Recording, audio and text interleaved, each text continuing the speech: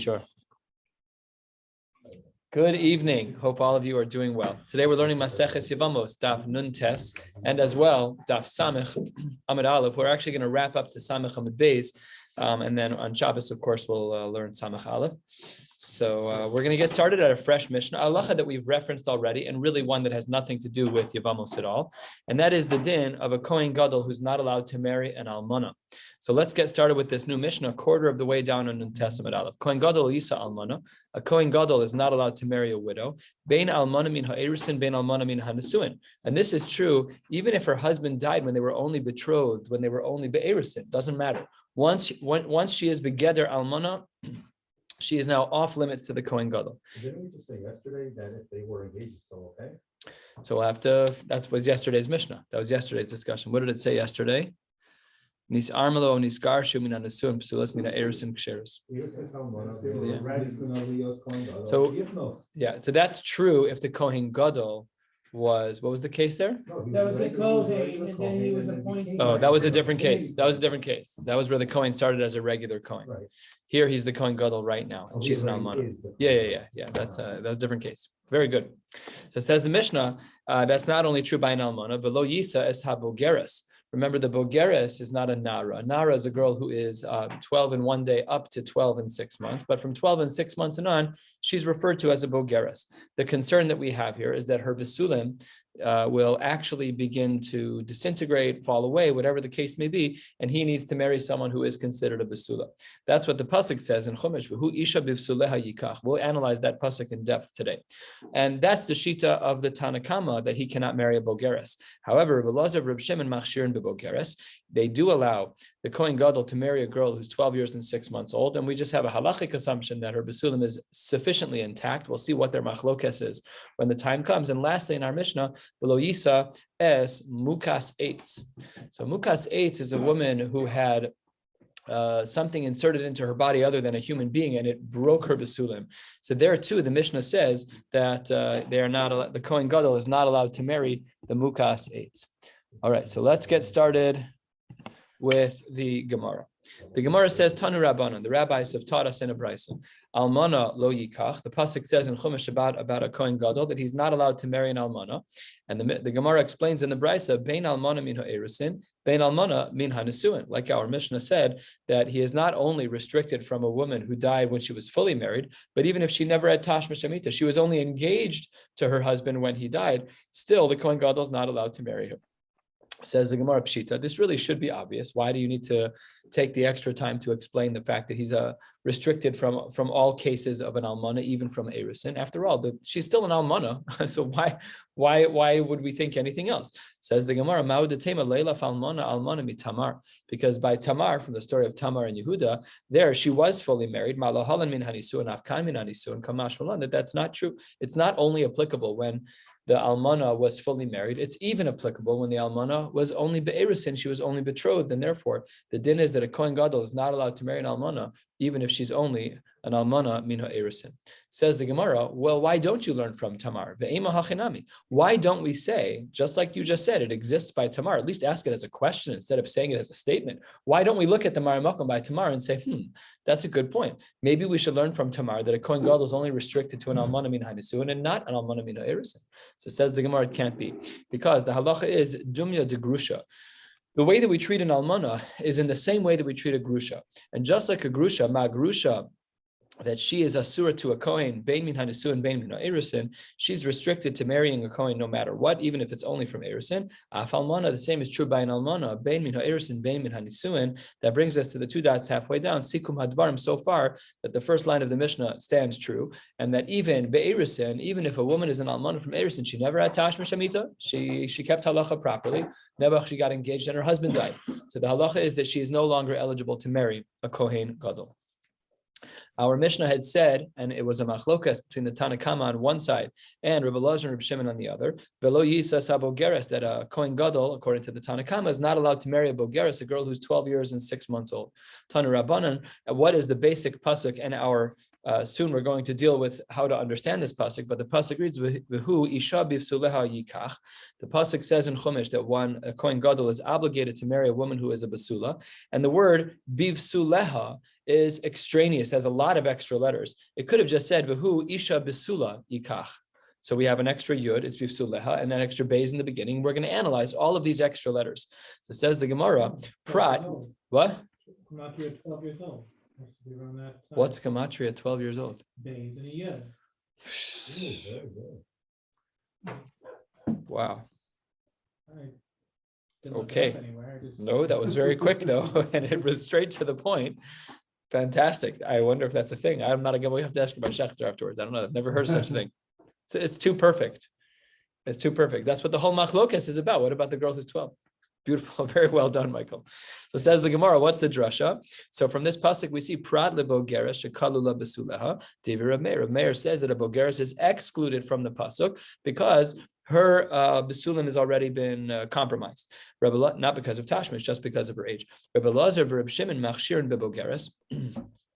Rabbi Lazar and Reb Shimon, they are matir. So this is the machlokas in the brisa. But my kamiflage, the machlokas that's quoted here between Reb Meir and Rabbi Lazar and Reb Shimon, seemingly is the same machlokas in our Mishnah between the Tana Kama and Rabbi Lazar and Reb Shimon. And what is it that they're arguing about? 2/3 of the way down, they're arguing about how to understand the pasuk. Now, as I mentioned, the word bivsuleha seems extraneous. You should have just said bisula, but who isha bisula yikach. So it says the Gemara, we're going to pick on all of the different parts of the word. Reb Meir, who was the one who would not let the bogeres marry the Kohen Gadol, Reb Meir savar that the word besula alone, without the extra letters, afilu mixas besulim mashma, that implies that if any of the besulim is missing, then the halacha is he would say that they should not get married. And besuleha ad deika kola besulim, the entire besulim has to be there. Bivsuleha bechadarcha in shelo kedarka lo. So he says that when we're talking about bivsuleha, that it is a recognition of the fact that he's only going to be psula if it's bekedarka, but shelo kedarka lo, that's not true. So that's how he learns out these psukim.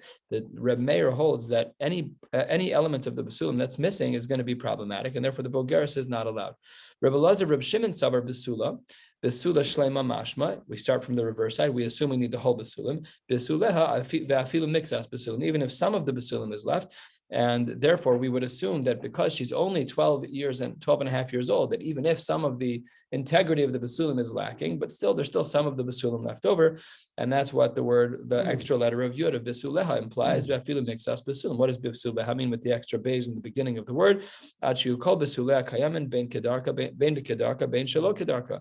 she cannot have had any tashmish amita whatsoever, anything that would violate her body at all. And bikedarka and shelo kedarka, if anything would have happened to her, it would have ruined her as it relates to the Kohen Gadol, but that is a requirement.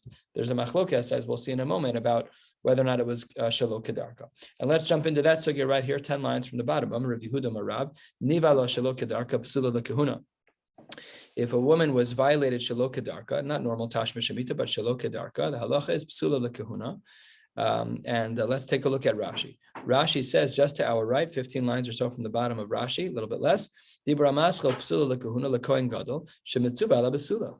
Aval lehedyo tafilu kedarka kshera. That by a hedyot, had the tashmish amita been even regular tashmish amita, would have been mutter by a regular kohen. Ve'ein zona ella haniv eles la'asrla. A woman only gains the halachic status of being a zona if she has tashmish amita with someone that she's not allowed to have tashmish amita with.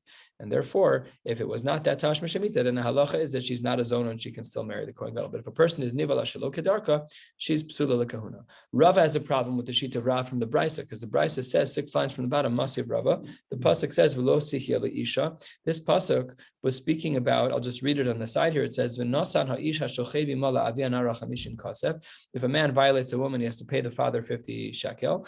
V'lo sihya leisha, and the woman can, as an option, become married to the man who violated her. Says the Gemara, 5 lines from the bottom, v'lo sihya leisha. What's the drasha? B'isha haru'uyala. It has to be that he's halachically allowed to marry her. Prat le'almana lekohen gadol. Had she been an almana, even if he was the one who violated her, he can't marry her because she's an almana.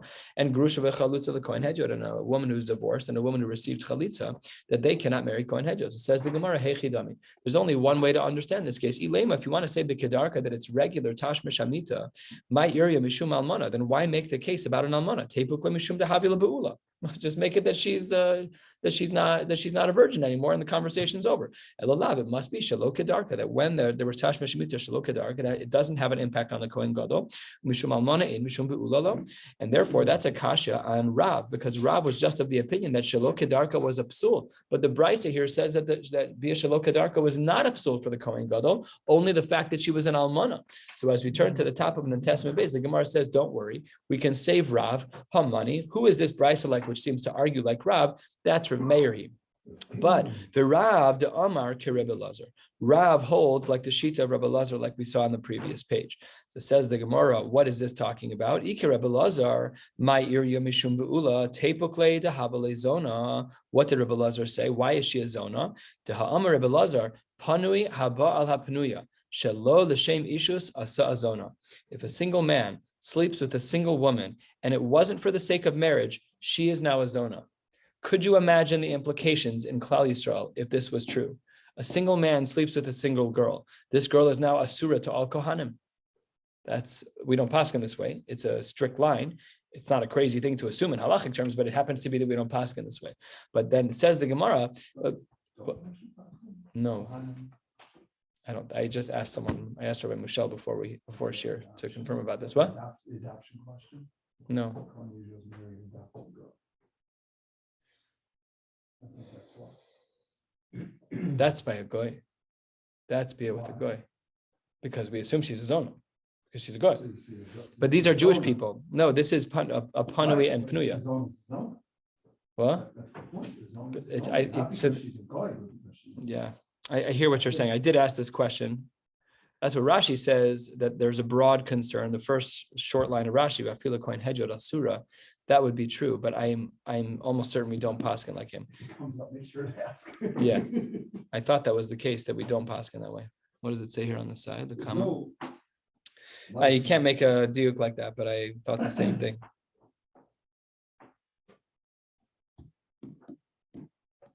Yeah. The Likutei Rashi quotes from Maseches Tmura, the first Likutei Rashi, if you have it there, the Be'ila Sanos Karizona. If there's a Be'ila Sanos, it's okay. I asked him, I don't know. Anyways, this is a concern for Rav. Well, it's a great question. I don't know the answer. Yeah, we were talking about this again. Yeah. Maybe I didn't ask right. I don't know. Maybe I didn't understand his answer, but it seemed to me that we don't paskin like this. Anyways, Amar Rav Yosef. Oh, so this was the question on Rav, is that why is it that you're talking about a Be'ula? She's a zona, and a zona is a more broad concern than Be'ula, because Be'ula is a limitation as it relates to the Kohen Gadol, but Znus is a much bigger concern, because according to Rabbi Lazar, it applies even to a regular Kohen. So Amar Rav Yosef, you're right. What was the case of Rav, where Rav says that Nivala Shelo Kedarka is Psula? Says the Gemara, Amar Rav Yosef Kagon Shenivala LeBehema, where she was violated by an animal. To Hasa Mishum Be'ula Ika, there an intercourse of some sorts took place, but Mishum Zona Leka, that even according to Belazar, if the intercourse that took place with an animal, that's not Zona. The Zona can only be generated by another human being, but not by an animal. This doesn't work. Why not? Because we typically assume that if there is an intercourse of any kind, then she's a zona, which can't apply by an animal. And if she's not a zona, then be'ulanami lohavya, which makes the ukimta of the animal being the one who had intercourse with her as not a viable answer. And says the Gemara, and if you want to say then maybe we should say that anything that happens to her, that we treat the animal like a mukas eitz, and it could have been an animal, and it could have been something else that wasn't a person that could have violated her shelo kedarka. But if you say that a woman who has violated shelo kedarka is asura to a kohen, in kain ein l'chaisha sheksher l'kahuna shelo nasis mukas eitz al yedei tzuror. There's no such thing. Every woman under the sun at that time would use a tzuror, would use a rock to clean themselves after going to the bathroom. That's what they used. They didn't have toilet paper. So they had these rocks that were shaped in a way to make sure that it did a good job of cleaning the body. But they, by definition, would enter someone into the cavity of the body when a woman was cleaning herself. And if that's true, then if you're saying mukas eitz shelo kedarka is a psul for a kohen, then every woman under the sun is going to be in the same boat, because it's mukas eitz shelo kedarka with its soror. Ella, what must the case of Rav be where he says that nivala shelo kedarka is a psul? Says the Gemara, a third of the way down, now, from the Gemara itself, this is not a simple case. That's why we always love Rashi. Rashi says just to the left, almost halfway down in the Rashi, is Ella Amar Rab Zera is the Dibur Hamaschil. Mishkach Asla Lehade Rav. We have a case of Rav, Aliba de Rebbe Lazar, within the world of Rebbe Lazar, Dahavya Be'ula Velo Zona, where we can have a case where she did have intercourse, but she's not a Zona. Velo Almana Velo Grusha. What is the case where she is in only one category of Be'ula, but she's not a Zona, she's not an Almana, and she's not a Grusha? That's a case. Biktana Yisoma, says Rashi, Hanises Labal. A Ktana Yisoma. This woman was put into marriage as a child to her husband. Uba'ala Shelo Kedarka. They were together Shelo Kedarka. And then Umianabo. And then she walked away from the marriage. Miyun is when she refuses to stay in the marriage. The Ein Kan Psul Znus. Ve'almanus ve'gerushin, v'ashmin and Rav, the yesh kan psul be'ula l'kohen gadol. So the case that Rav was saying, we've been learning for the last 20 lines about this. If you flip back to 7 lines from the bottom of the Testament, Rav's line was niva la shelo kedarka psula l'kehuna. What was that case? That was a case of mima'enes, of a young girl who was married under the age of 12. There was tashma shemita shelo kedarka, which is be'ula. But she's not a zona. She's not begeder zona yet. Okay, that's its own conversation to discuss in the Rishonim. But that's how the Gemara answers this shaila. And the Gemara, a third of the way down, continues with a connected sugya. Omer of Simi Barchia, Niva la behema, ksheira la kehuna. That's a little bit of a deviant shita. That's exactly the opposite of what we just learned with Rav. And in fact, the shita of nivala lebehema ksher lekahuna is the case of the brisa. Tanya nami hachi nivala lemisha eno ish. If a woman had intercourse with a non-human, namely with an animal, strange language, probably requires some research, but maybe it also means mukas eitz. That might be a subtle implication. Is it? Yeah, no, I'm right. I saw that. I'm curious why we don't just say, something more exacting, and maybe by the general language of she'eno ish is also including mukas eitz, but it doesn't say that. I'm just saying that on my own. So then says the Gemara, says the Brisa, fascinating svara. Afal pisha beskila, even though to be with an animal, bestiality earns the consequence of skila, still ksher lekahuna. Because it's not a psul. Yeah, she did an avera. It's like if you speak lashon hara, can you not marry? It's not the same thing. The animals, yeah, you're gonna die, but in the meantime, you can marry the Kohen Gadol if you so desire, if he so desires. That's not normal. Because by the way, the only way you're chayiv skila is if you have edim and hasra. So you have to really be quite the rebellious soul for a woman to have edim and hasra toch k'dei dibur of. This is not the bas Torah that everybody's looking for. This is not the right shidduch.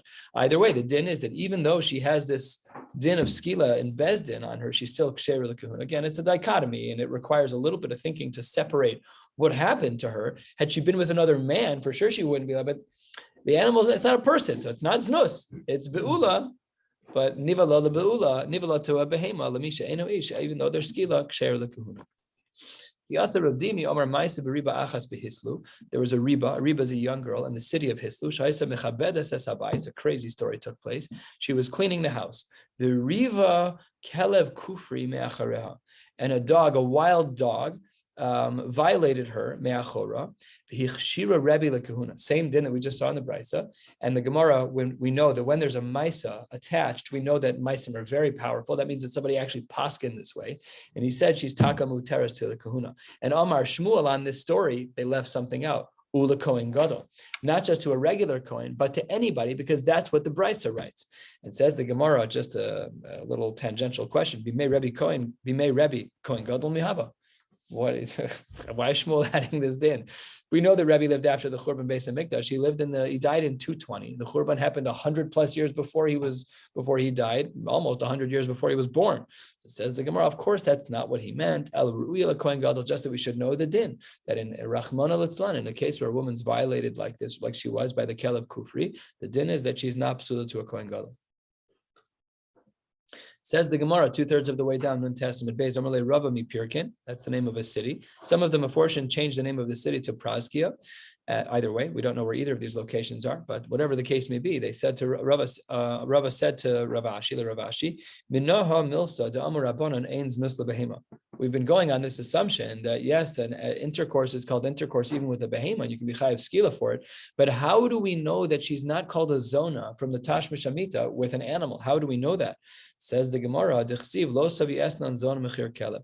We know that it's inappropriate to bring into the Beis Hamikdash that which was used for a zona and an animal or the money that was swapped out for a kelev. And says the Gemara, if it's not, the Mishnah writes on this pasuk, the reverse is not true.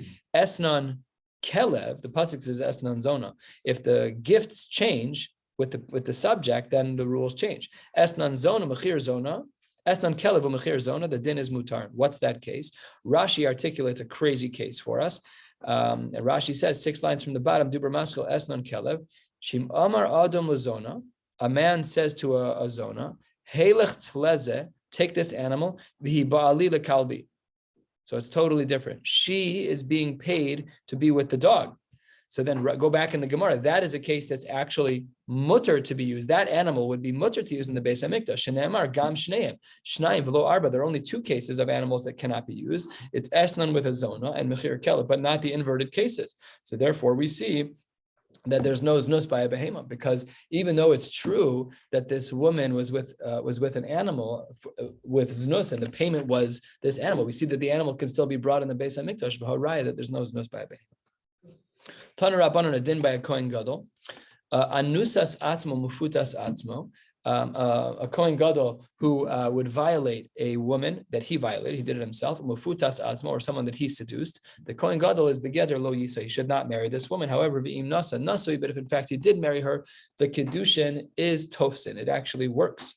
Anusas chavero, but if the Kohen Gadol was with a woman that his friend violated, umafutas chavero, or with a woman that his friend seduced, lo yisa, he should not marry her. And v'im nasa, the halachos here are different. If in fact the Kohen Gadol married a woman that was seduced or violated by his friend, then Rabbi Eliezer ben Yaakov Omer Havlad Halal, that this child is going to be a halal. The Chachamim Omer Havlad Kasher, big machlokas. So this little brisa that we just learned, the last 5 lines, is actually, we should kind of treat it like a Mishnah, because we're going to be analyzing it over the course of the next many lines, which is typical format for a Mishnah.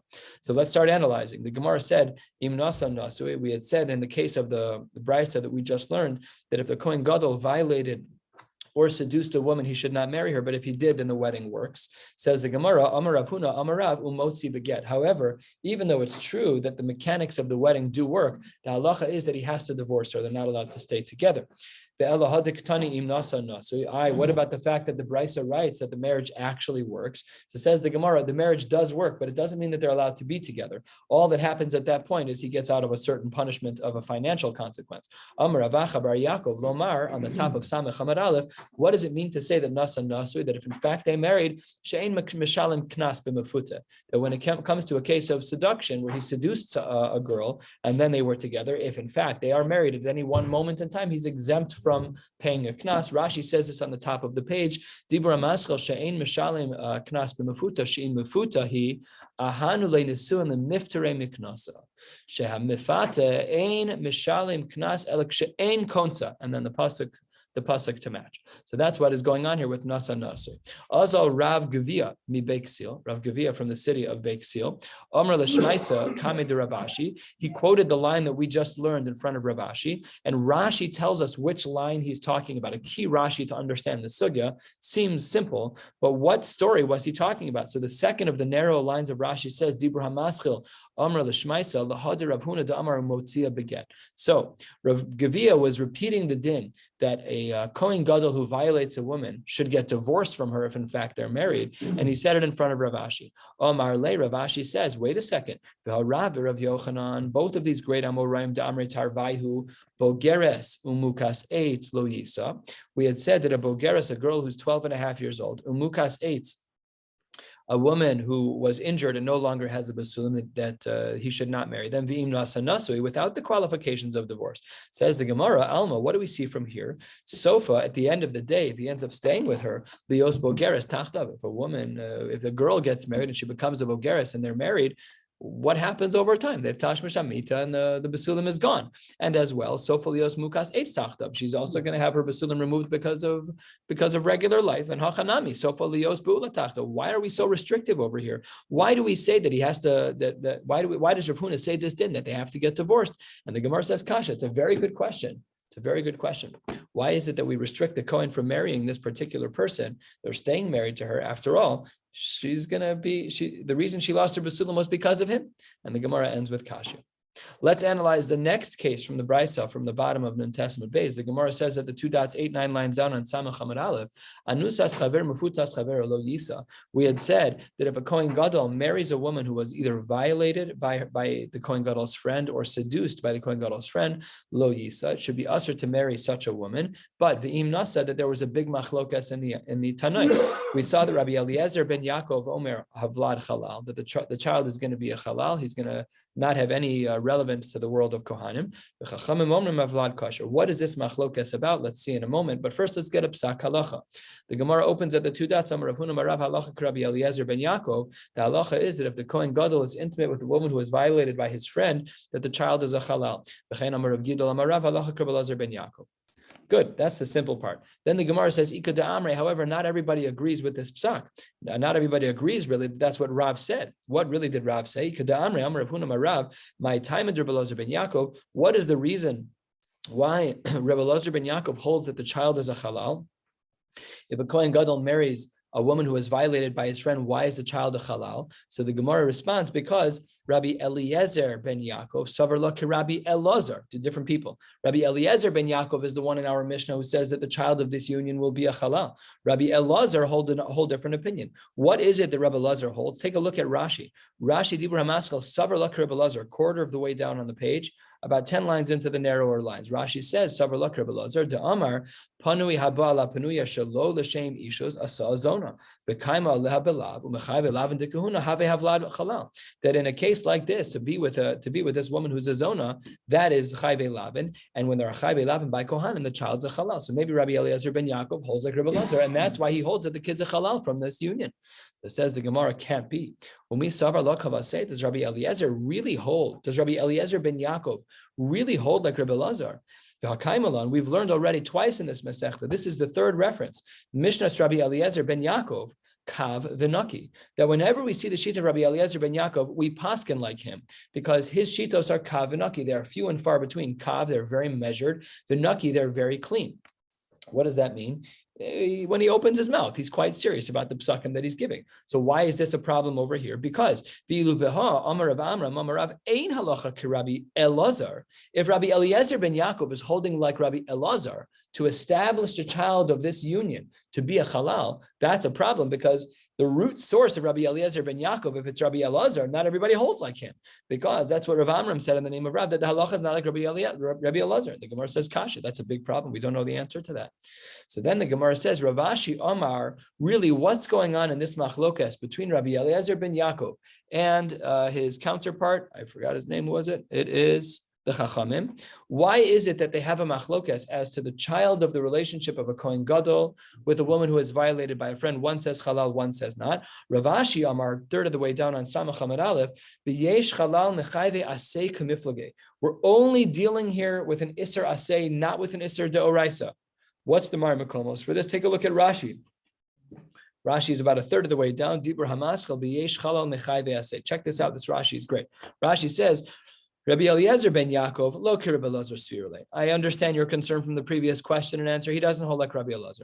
V'lav zona she's not a zona. V'lo kaima aleha belav. And there is no isser daraisa here. Ela be'aseh. What is the isser aseh? What does it say by a Kohen Gadol? Dichsiv, bisula yikach. He should marry a basula. So let's go back in our Gemara. We said yesh halal mechayve. We said Rav Ashi is recommending the yesh halal mechayve asek timiflage. The machlokas is whether or not there's a halal. If a halal can be generated by an iser aseh. We said that really he should be marrying a basula. What did he do? He married a beula. The aseh for the Kohen Gadol is to marry a basula. So then it's a lav haba mechlal aseh. So let's learn the two shitas. Rabbi Eliezer ben Yaakov savar yesh chalal mechayve aseh. Rabbi Eliezer ben Yaakov holds that even though we're only dealing with a chiyuv aseh, that he should have married a basula and he married a beula, okay, but a chiyuv aseh is still going to generate chalal. My time of the Rabbi Eliezer ben Yaakov. Why is it that Rabbi Eliezer ben Yaakov holds that there's still a chalal? Because two psukim juxtaposed. The pasuk says that he should not marry an almana, a widow, a grusha, divorced woman, v'chalala, a woman who is the result of an inappropriate relationship with a kohen and a zona. Es eila lo yikach, he should not marry them. Ki'im besula, he should marry a virgin. And then the next pasuk reads, v'lo yichalel zaro be'ama, and says the Gemara, akulhu. When it says lo yichalel zaro be'amav, it's a reference akulhu to all of the things listed in the previous pasuk, almana grusha v'chalala zona. So therefore, really, there's an assay of besula. How do you break the assay of besula? By marrying one of these women, and therefore it's a lav haba mechlal assay.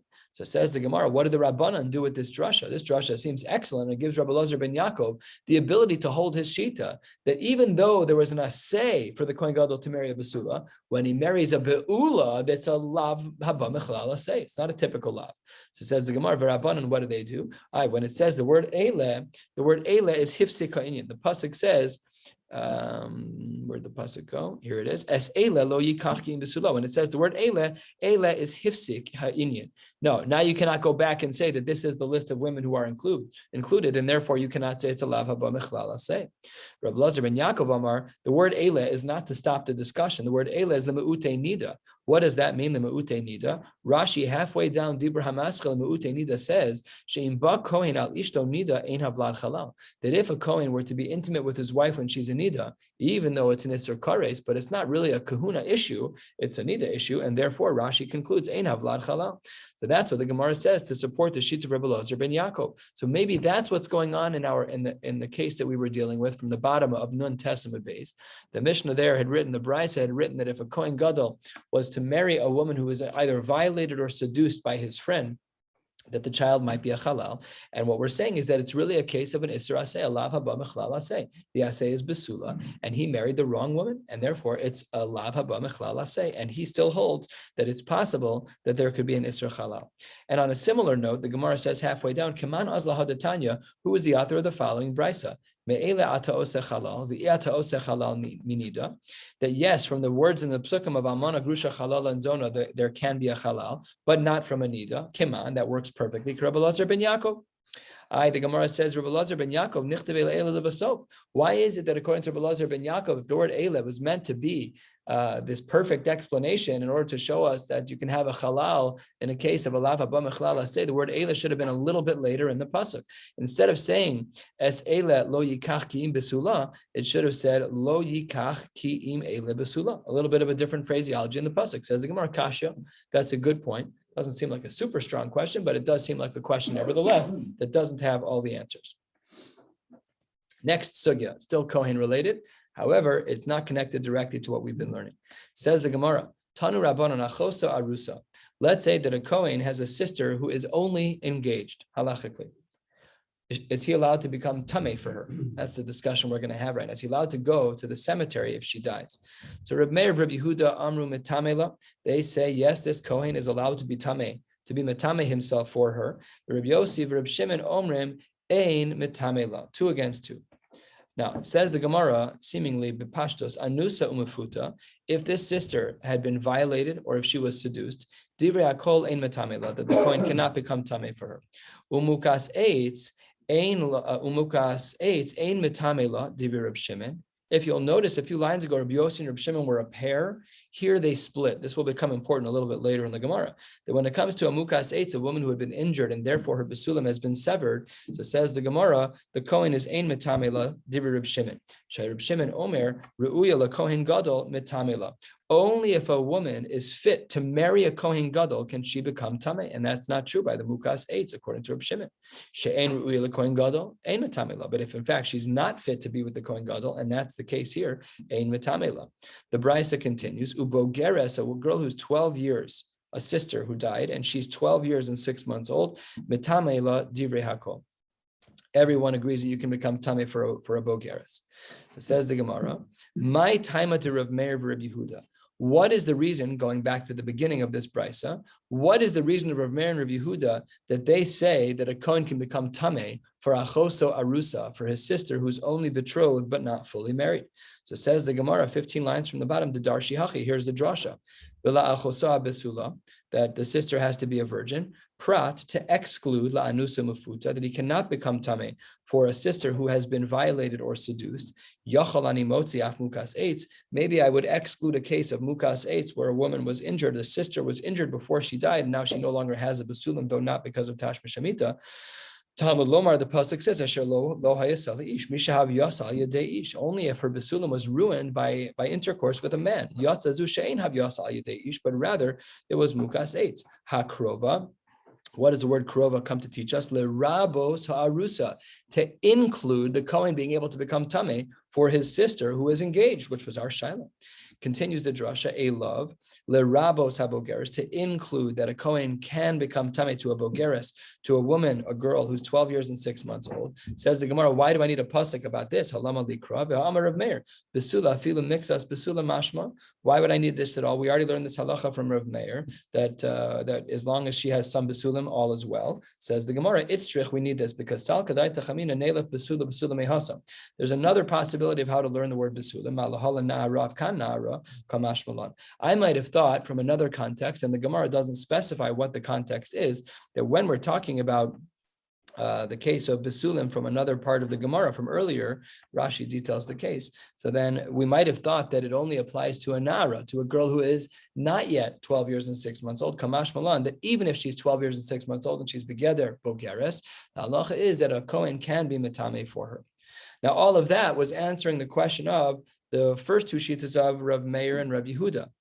Yeah, Rav Meir and Rabbi Yehuda. So then, 2 lines before the wide lines pick up again, says the Gemara, Rabbi Yossi, Rabbi Shimon, Mai Ta'amayu. Rabbi Yossi and Rabbi Shimon had said that when it comes to an achoso arusa, to a sister who's only betrothed, the brisa and a third of the way down writes, Ein metamela. Yeah, ein metamela, that a Kohen is not allowed to become tamei for his achoso arusa. So what were they thinking? Why did they say? Why were they so strict? So says the Gemara, Darshi Hachi. They learned the pasuk in a different way. Last 3 lines of the page, Samach Hamad Aleph. We're going to go a little bit down on the next page, and then we'll stop. Says the Gemara, V'la'achosa besula. When the pasuk says V'la'achosa besula, prat, it is to exclude a Kohen from becoming tamei for the following sisters. For a sister who's had the following things happen: la nusa umufuta umukaseit, that if his sister had been violated or seduced, or if she was injured in a way where there's no longer a basulim, so he cannot become tamei for her. What about the next part of the pasuk? Asher lo hayasa prat le'arusa, to exclude an arusa. That's why they hold that ein metame la, that a Kohen is not allowed to become tamei for an arusa. Hakrova, when the pasuk says hakrova, that's lerabos arusa shenis garsha. That's an interesting case.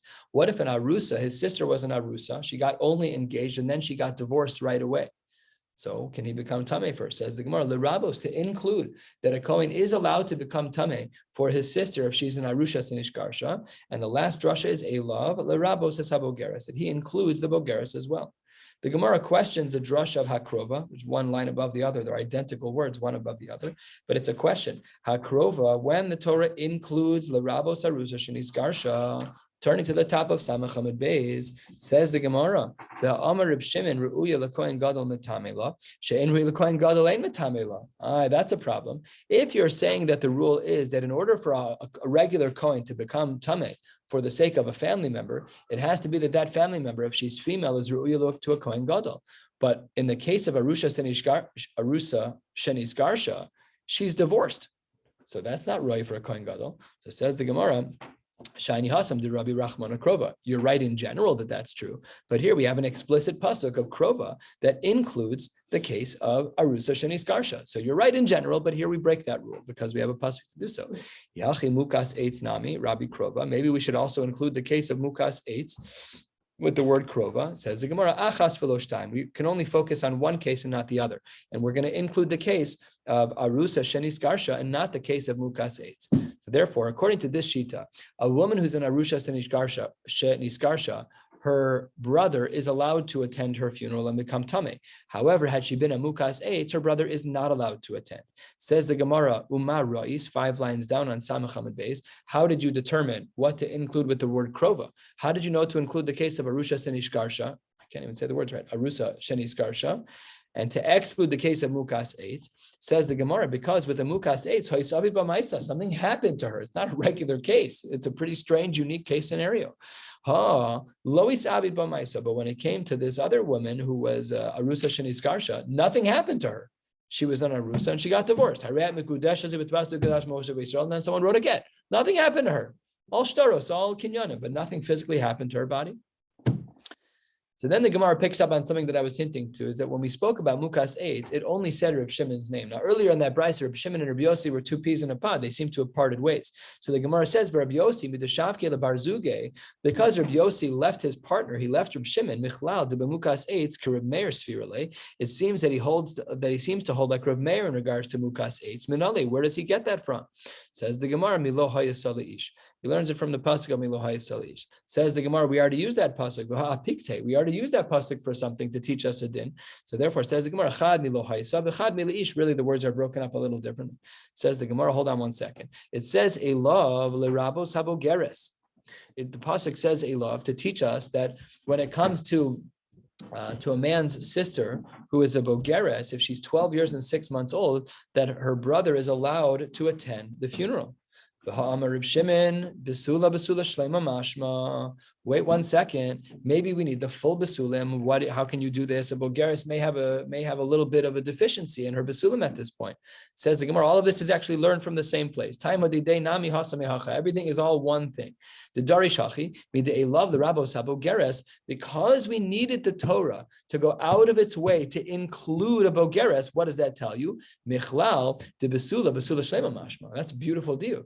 The whole reason why the Torah had to include a bogeres is because it wasn't obvious. A bogeres may have a slight deficiency in the besulim at this point. It might have disintegrated or just shrunk in one way, shape, or form. And therefore, what we see from there is that we needed the Torah to include bogeres, michlal. Therefore, we can imply from there to besula shlema mashma that according to this shita of Reb Yossi, he must be of the opinion that her entire basula must be there in order for her brother to attend her funeral. We'll stop right here. We'll pick up at Tanya Reb Shimon ben Yochai Omer on Shabbos. Wishing you all a beautiful night. What's the difference between